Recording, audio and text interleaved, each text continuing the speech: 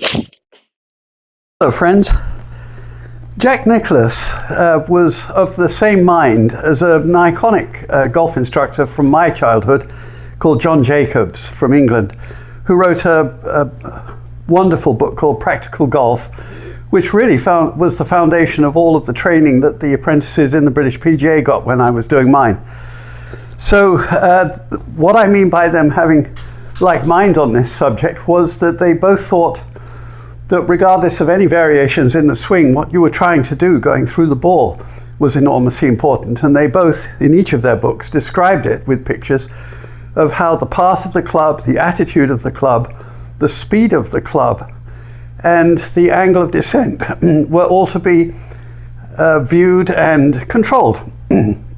Now, of course, they're right, but in my own golf instruction, I realized that for those things to even matter, certain things had to be consistent. And that means how people are standing, both at address and then maintaining that stance through the swing. And one particular feature always struck me as being particularly worthy of scrutiny and control. And that was the shoulders. The shoulders really are sort of free floating.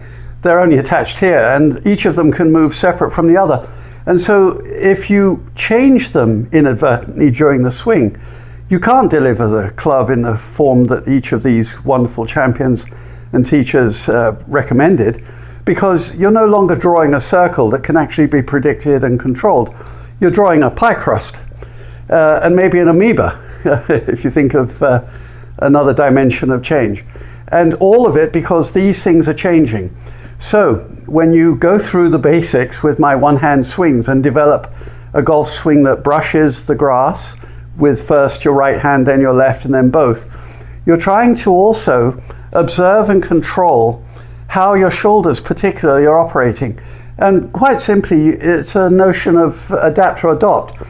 You can say, well, I want to force them into this shape and keep them there. And that's one way of approaching it. It's probably the way that most people start. But the other one is to say, well, if I look at the way that they've changed during the swing toward the end of the backswing, then I should adopt that shape, that configuration of the shoulders at address so that they're consistent. And this consistency is what I'm suggesting that you hunt for.